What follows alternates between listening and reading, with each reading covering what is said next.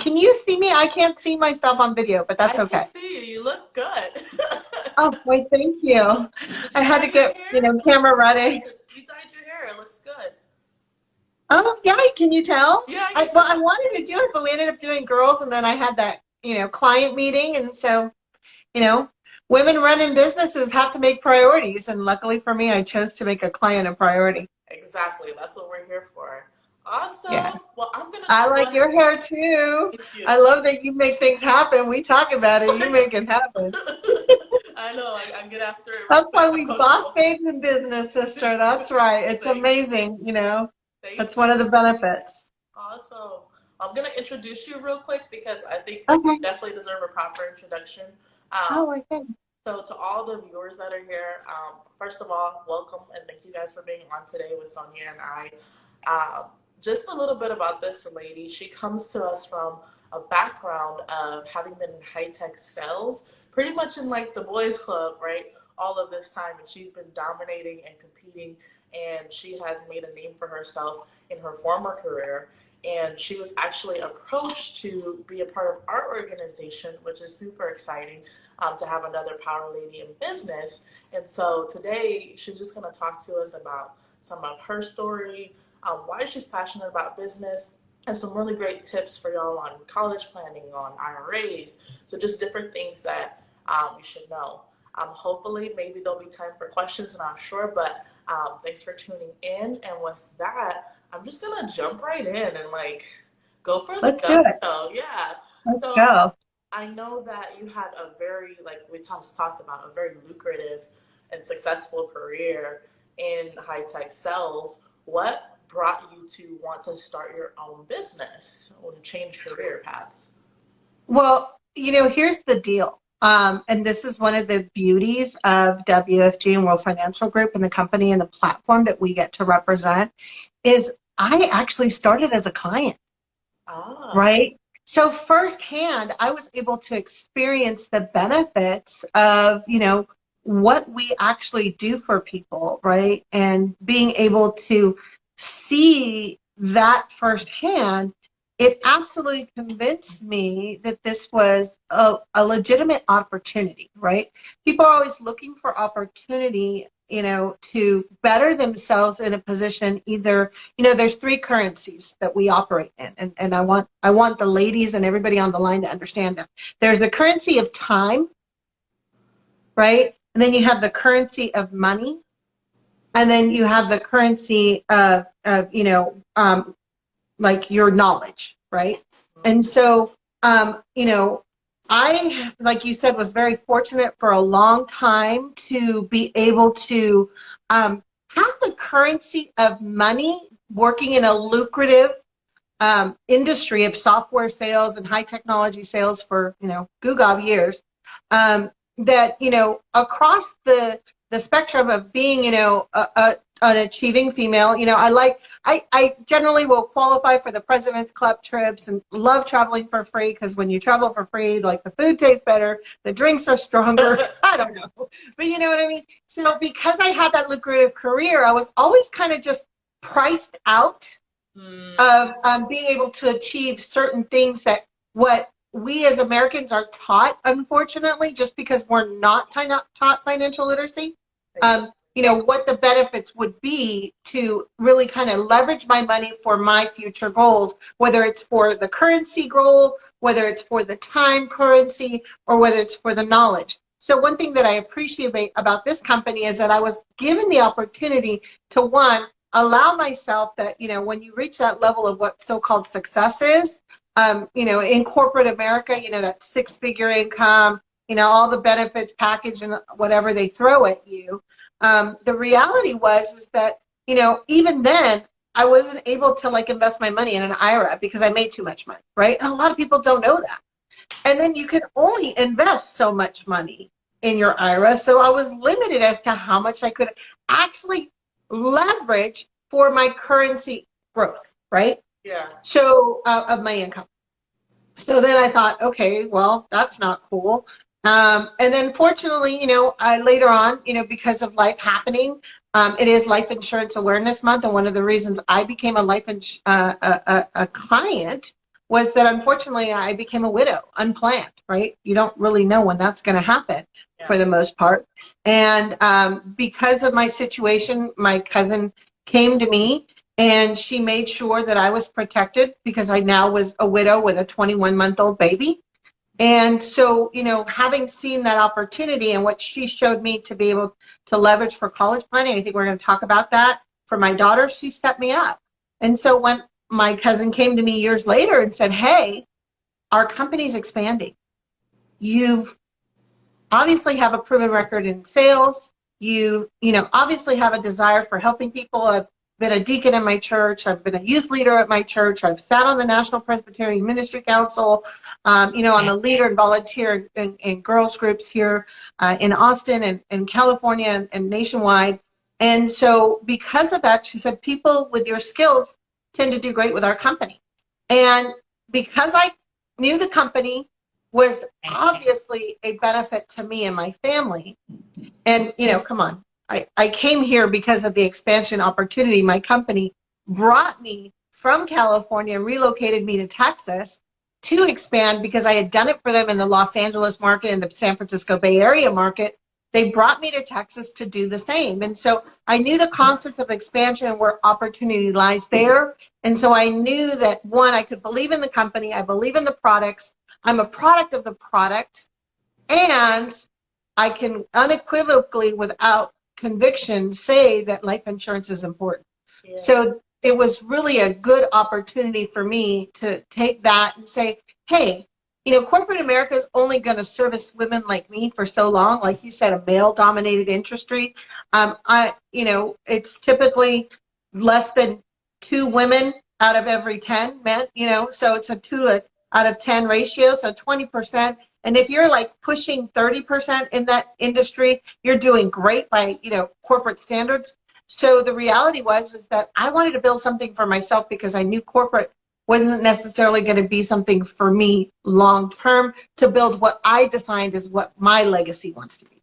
Exactly. You said a couple of really good things, Sonia. The first thing was that I want everybody that has a job to like kind of pay attention to this. So one of the first things that Sonia said was that with her corporate job, right, she had all the money, right, she had all the benefits, she had the perks, right? So be careful of jobs that, you know, really promise you high income, high benefits, but they fail to give you the freedom of time, which is what, you know, she was looking for, right? So they can bait you in with that, but don't forget that your freedom, I feel like for me anyway, is more important than anything else than a paycheck or benefits, right? You could create your own benefits by having it. And think about it, right? Like, I'm a single widowed mama. If you know anything about corporate executive field sales, right, these people are road warriors. They're on the road 50 to 75% of the time. And I'm not gonna lie. So I used to work for a company called Microsoft. Great company. I believe in them. And thank you for everybody who uses Microsoft day in and day out, because my stock thanks you. But here's the deal, right? After I left Microsoft and I went to another high tech company, you know, the reality is that I had a conversation with one of my technical resources that I used to work with and just kind of kept in touch with, because he was a man of faith and I was a man of faith, and his wife got sick and I found out on you know, social media. And so I reached out to him as a friend. And not only was that a heartbreaking conversation, but he told me that literally the year before, he literally traveled 50 weeks out of the year. Wow. Where he was away from his family for 75% of that week. And I'm like, oh my God, poor Debbie must have wanted to kill you. And he goes, it almost cost me my marriage. And so the reality is that we can't sacrifice, you know, and they dangle this little carrot of a higher dollar or a higher benefits package or, you know, more income. And it's not all about the money. When those people that we talk to day in and day out in our company, right, when we talk about freedom, when financial freedom, that's the time aspect. The freedom to be able to say, hey, I want to go to my daughter's, you know, theater program. I want to be able to take her on her field trips. I want to be able to participate and do what I need to do to be an active member of my church. Now, obviously, this was prior to COVID, but you can understand, right? That's what freedom means. I want to be able to take my family on a vacation not more than once every 3 years. But guess what? I'm so blessed. I get to do it 2, 3 times a year. I'm actually looking on taking a vacation and debating what I'm going to do in October. October, Mm-hmm. right? People are usually waiting for spring break or summer break or the holidays. I can decide when I want to do it. And if it's October or if it's February, I'll do what I want. And so the reality is that, the benefit of building in a business platform like our own is it gives me the freedom to have the knowledge currency, the time currency, and the income currency, right, that we're looking for. Mm-hmm. Exactly. Phenomenal. And then something else you touched on earlier in your statement was about the limitations of how much you're even able to put into your retirement plan because you make too much, right? There's people that make too much, and then there's people that are like on the borderline of I can get all these other benefits, but I like make just a hair above what like I could get in order to get these other benefits. So, one of the freedoms of having your own business is not being limited, right? So, Sonia, I do want to ask you a question because you took a leap of faith and stepped out and started building your own business. What would you say to people that are scared, that are in your position, that have these six-figure or had these six-figure incomes at their jobs and had all these benefits and these perks? What would you say to someone that's afraid like that?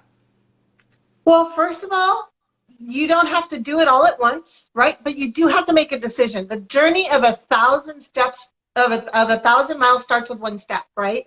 And so the beauty of our platform is that we allow flexibility to really allow not only our business partners to establish themselves, but to also build a business that will allow them to replace their income, right? And they're only limited by the fact that, whatever they put in is what they're going to get out.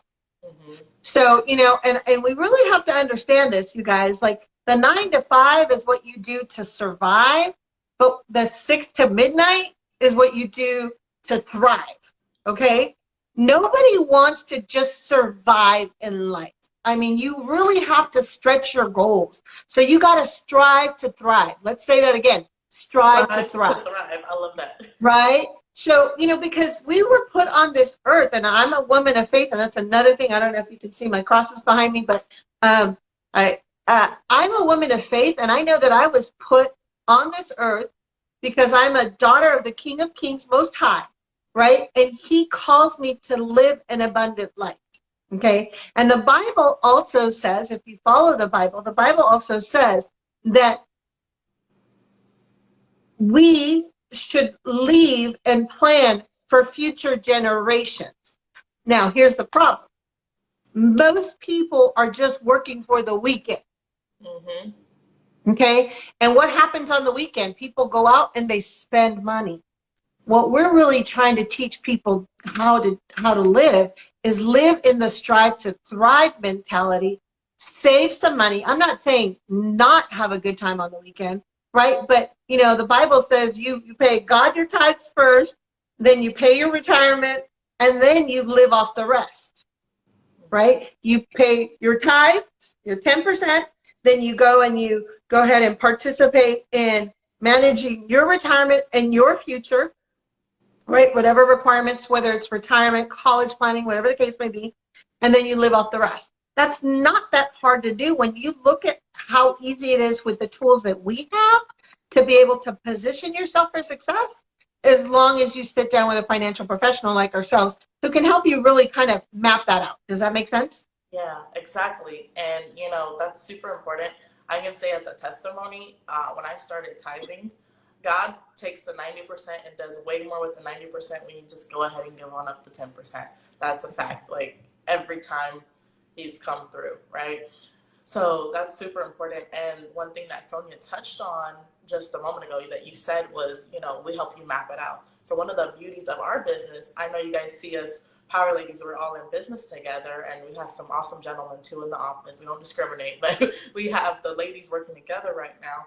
And you'll notice we're not in business by ourselves, but we're in business still for ourselves. We have a whole foundation and people backing us. So people that are afraid or a little bit scared to, take that leap, we'll help you, jump in. We'll help you plan it out. Like Sonia said, get your finances in order and you can do this, right? That's awesome. Absolutely. So now I want to jump into some of the content because I feel like you have a lot of experience in the college planning arena. And so, I know you've invested a lot of time and effort and training in getting your certified college advising.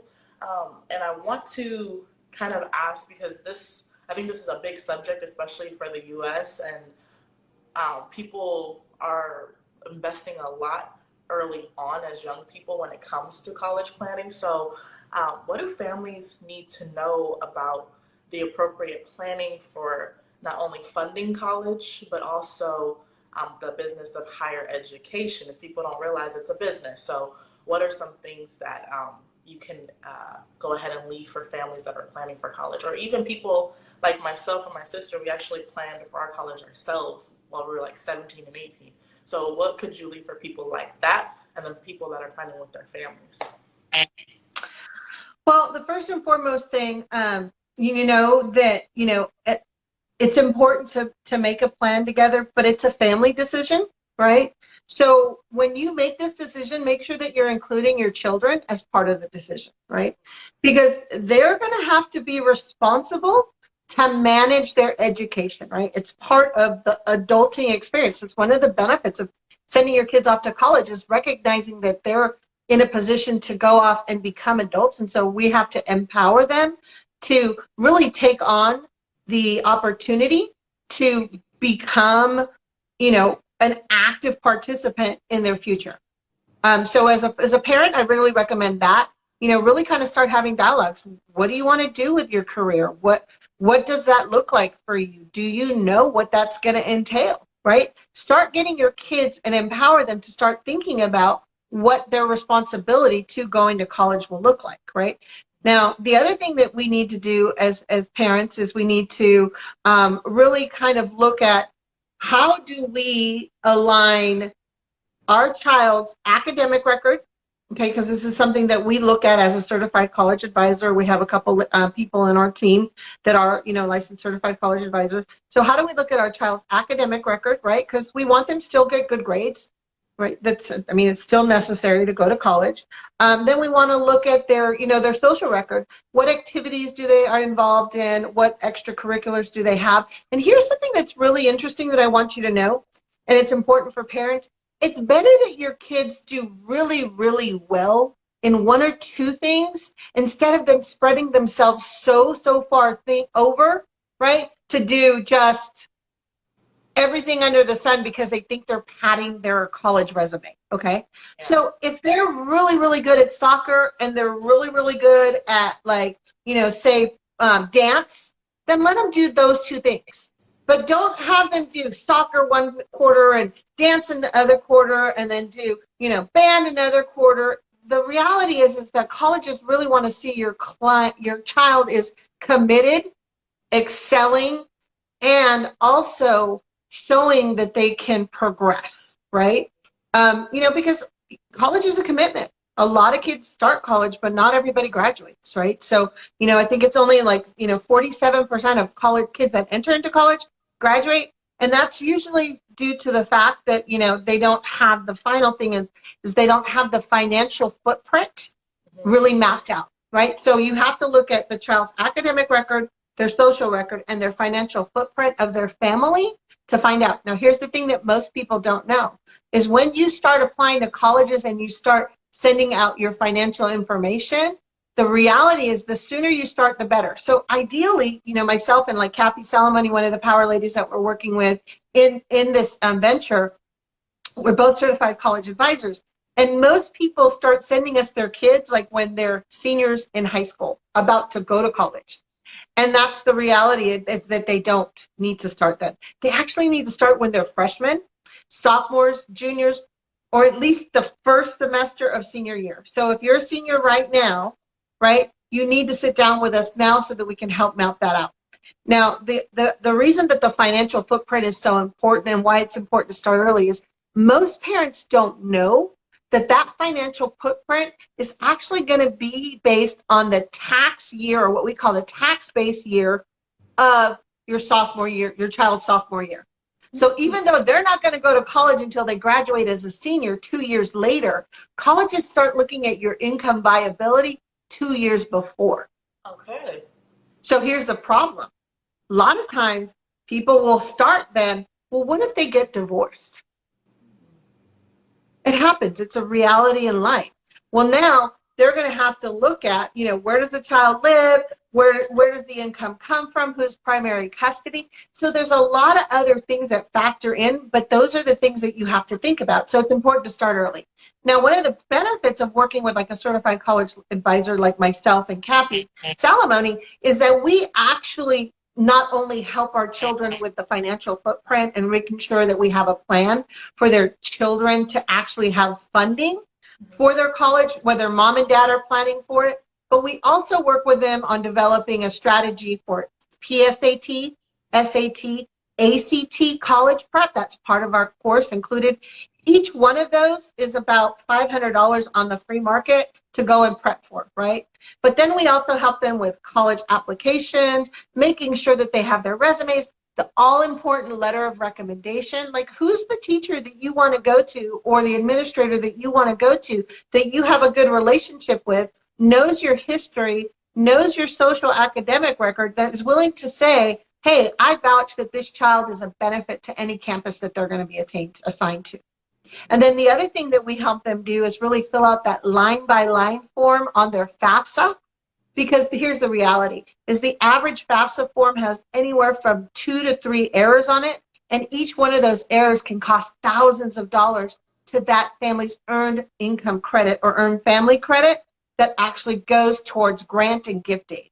So the things that Kathy and myself and others and within our organization can do is really help families instead of relying on student loan debt, because that to me is the devil, okay? I mean, don't even get me started. We could do another one of these on that. But the reality is that we can then help our families leverage getting more grants, more gift aid from the schools themselves. Like if anybody's an alumni of an alumni association, right, you're donating money. That's where the money comes from, is those alumni associations and grants and scholarships that they have internally that maybe they're not advertising, that we can then go help and leverage these children to be able to take advantage of and mitigate any kind of dependency on student loans. So there's so many good things that we can do to really help our kids position themselves forward. Yeah, these were some really good tips, Sonia. I do want to ask you one question because you just touched a little bit on at the end, the tail end about student loans. And I saw previously that you posted something from TikTok on your feed about this woman who has been paying on her student loans all this time and realizing the amount of money she's paid versus how much she has left. So I would like you to talk about some of the implications of having student loans, because like I just said earlier, people are making these decisions when they're 17, 18 about their distant financial future. So can you talk about some of the implications of that? Yeah, and if you don't know, please go ahead and follow me and go to my page, and I'll repost it again just because of this talk and so that people can find it easier. But this young lady is, now in her early 30s, and she's like, okay, and she's obviously distraught. And she comes to realize that when she went to school, she had $76,000 worth of student loan debt. And she's been paying it off, paying it off, paying it off. And she made a decision last year that she's just going to pay off chunks of money. So I guess if she I don't know her true story, but I guess if she gets like, say, a $6,000 tax return, right? She decided to take that $6,000 and just throw it at it, ahead of time and just kind of kill the beast. Well, the reality is that she's been paying for year over year over year. And because of the compounding interest on these student loans, unfortunately, compounding interest can work for you if you're investing it. But when you're in debt, it can snowball and bury you like an avalanche. And so she realized that in her tenure from graduating, kids graduated, 22 years old, right? So she graduated at 22 years old, got to 30 years old, had been paying for the past, 6, 7, 8 years, and realized that she had paid $130,000 for her student loan debt, threw $6,000 at it last year, and her balance was still $76,000, the original amount of her student loans almost 8 years later. It's ridiculous. And so colleges are indeed a business, but unfortunately, we are not equipped because we're not taught how they work. And that's one of the things that we work with families to help them is to understand the business side so that we can really, really mitigate that risk of how they're going to go ahead and pay those loans or avoid them altogether and get granted gift aid, which is what we strive to do, Okay. as well as our planning solutions that we have in place for our families to leverage. That makes sense. I have a couple more questions for you on this subject. Fact or fiction, real quick, right? So the first one, fact or fiction. When someone, has student loans, right? And let's say they decide to claim bankruptcy, what happens to those student loans? Do they stay around, or can you wipe them away with bankruptcy? Fact or fiction? That's actually fact. You cannot not all student loans can be wiped away with bankruptcy. Matter of fact, most of them will stay. However, we do have programs that we work with, whether you're private or public loans, government issued or private loans. There are some ways that we work with and some of the partners that we work with that can help reduce those. I have an agent who's in Lake Jackson. She had a girlfriend of hers, had about $100,000 because what are we taught to do? That we're taught that we have to go to school, get an education, right? And then we're like, well, we need a master's degree to, the average master's degree costs anywhere from about maybe $70,000 to $100,000 or more, right? So she was a mom and married and then got divorced, and she's like, I need to earn more. So she went and committed to being a mom, single mom, 2 kids, and get an MBA and work, right? Like, talk about a power woman, right? Like, we women know how to like prioritize and sacrifice and dig deep. She went on to go and get her MBA. Kudos to her. Now, that MBA only made her an additional $3,600 a year in income. So it wasn't the promise that she thought it was, but she got something out of it, right? And she got the accomplishment, and I'm not negating the accomplishment. I admire that. However, when she came to us, she had $100,000 of student loans. Because of what she does, because of her situation, because the way she had been able to manage and keep her student loans in good condition, we took, a basic, $700 a month payment. Oh, actually, she was paying $1,100 a month on her payment because she was trying to pay more, right? We took that $1,100 a month that she was paying and got it down to $123 a month. Man, come on. And when is she Right? going to be out of student loan debt? Well, so we were going to be able to have that done in 10 years That's versus she was looking at basically being nearly 65 by the time she paid it off. And that's a problem, is that we are seeing now more and more people go back to get these MBAs or advanced degrees, right? They're 30, 40 years old and they think, I need to advance my career. I need to have a degree. They go and get these degrees. They only slightly advance their career. And unfortunately, by them slightly advancing their career, they're now tied to a new loan, and they're not looking at paying those off until their retirement. And actually, this is the first generation we're seeing that people are not only going to be retiring and paying off student loans in retirement. And it's horrible. That's wild. That's wild. 65 years old, paying off your student loan debt.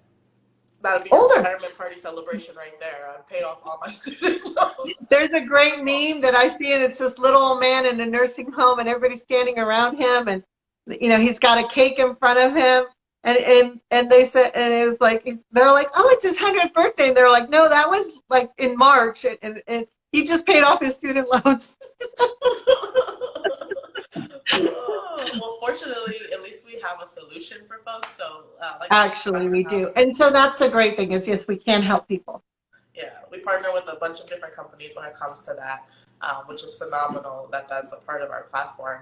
Now I want to transition a little bit as we're coming towards the end of the interview. Definitely, like, you've been phenomenal at giving some great tips for college planning, great tips for being in business.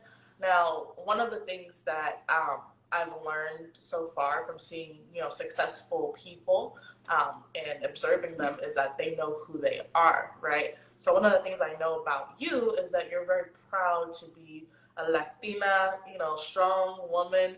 And what is it that you would like the Latino community to know about positioning themselves financially to get ahead? Oye, mi gente, we got to do it, right? Hermanos and hermanos, we've got to do it. Here's the deal, right? I always say I didn't come from a rich family, so a rich family has to come from me, right? My parents worked the migrant fields to be able to position my mom to go to one of the elite schools, Stanford, to pursue her doctorate, right? So we know sacrifice. But here's the thing, I want to kind of share with you some statistics, right?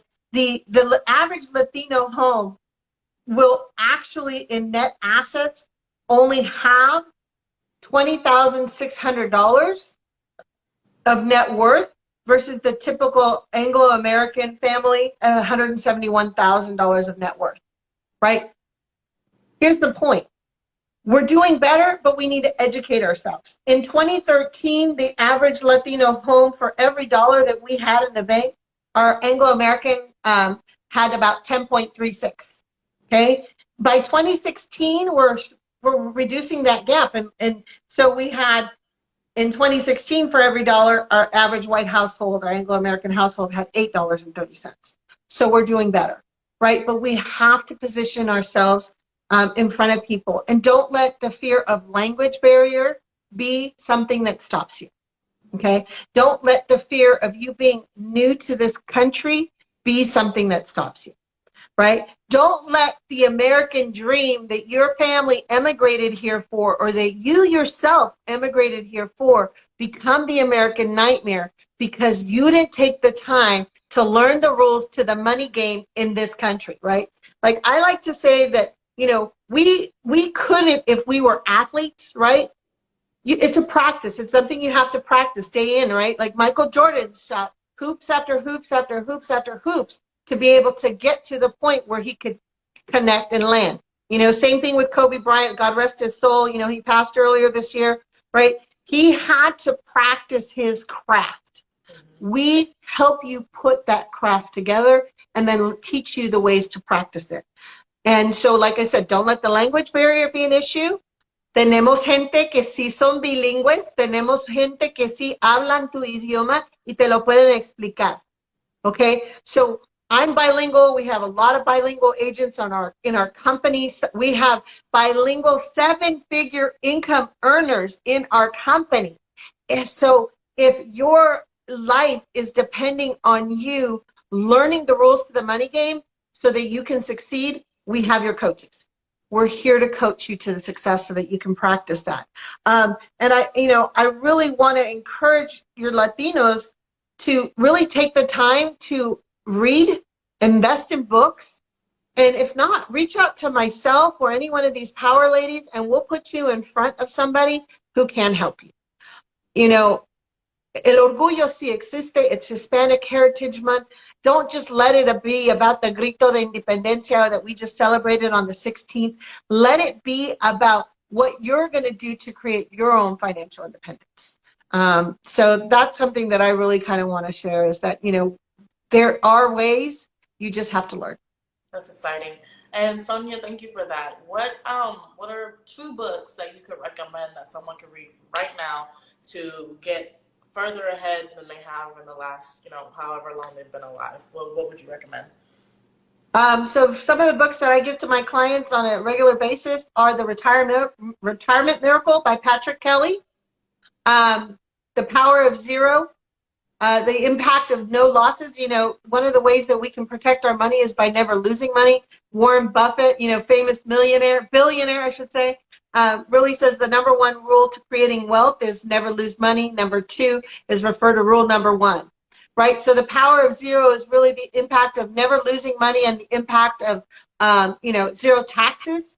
Really, you have to really kind of sit down with a financial professional to understand how your money grows, how your money gets taxed, and really with the rule of compounding interest, like I talked about, the negative effects with student loans. How can you work to position it for your money? So those 2 books are really good. And I think the final book that I would do is really a concept that we're really starting to, lay the groundwork and foundation, is What the Rockefellers Would Do. Okay, that's another great book. So those are some of the, and they're all quick reads. I'm talking just like maybe a couple hundred pages max. So it's not like heavy reading, but really gives you insight, gives you detail, gives you examples so that you can understand it. You know, I'm a very visual person. I learn by doing. And so those are things that help, you know, solidify some of the concepts that we prepare our clients to understand. Awesome. Thank you so much, Sonia. It has been wonderful having you on our live today. And this video will be up for a couple of days, so make sure y'all pass this around. Sonia was dropping some amazing nuggets. My favorite part definitely was about the college planning. Obviously about, you know, also taking on your own business and getting ahead in life, right? And that powerful message you just left for your brothers and sisters, you know, from your culture, that's super important. And so, invaluable information. So again, Sonia, thank you for being here today. Tune in for the rest of the week, everybody, as we will have a few more interviews along the way. And have a wonderful day. Bye. Thanks, Theodora. Y'all have a blessed day. Bye-bye.